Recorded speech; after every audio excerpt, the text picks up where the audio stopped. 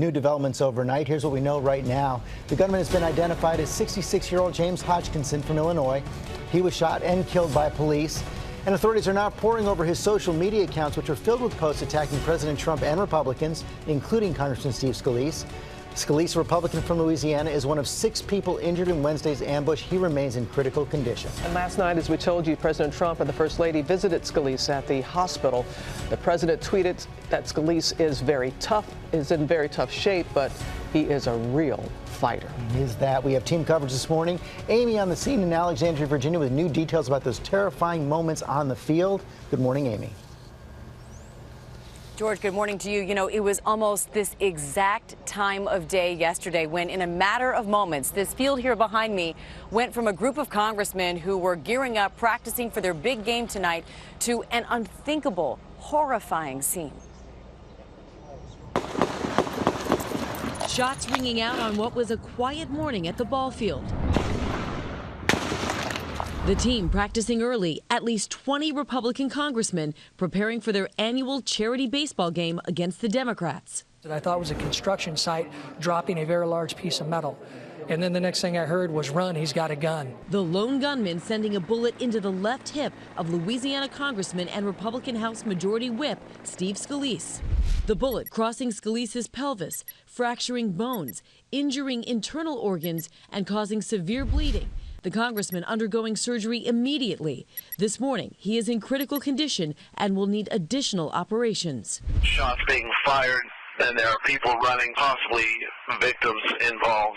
The gunman, 66-year-old James T. Hodgkinson, beginning his rampage behind a fence between home plate and the third base dugout.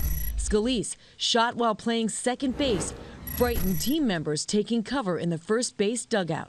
I poked my head up at one point behind the fence, but he still had a line of fire into the dugout. You saw him right before he took that initial first shot. I imagine I saw him just before he shot Scalise, but I had turned by that point because I heard get in the dugout. Photographer Marty Lavore was there watching it all unfold. What was the point at which you realized someone is shooting at us? Well, I saw Scalise on the ground, but I heard it. A weapon that goes bing, bing, bing, bing, bing. Scalise's security detail quickly jumping in, exchanging fire with the shooter. We got one in custody. We need medics. Total 5 down. By 7:14, the gunman is dead. The scene scattered with abandoned equipment and left bullet-ridden, at least one shattering the window of this nearby YMCA. We were sitting ducks. I mean, we had nothing to fight back with but bats. The team's manager, Representative Joe Barton, was at practice with his 2 sons, including 10-year-old Jack. He had 25 dads. Everybody out there was looking out for him. The gunman shooting 4 people, with 2 others hurt with secondary injuries, including the 2 Capitol police officers now hailed as heroes. Without them there, this would have been a massacre of major proportions of innocent men, women, and children at a park that is very peaceful at 6:30 in the morning when we go out there.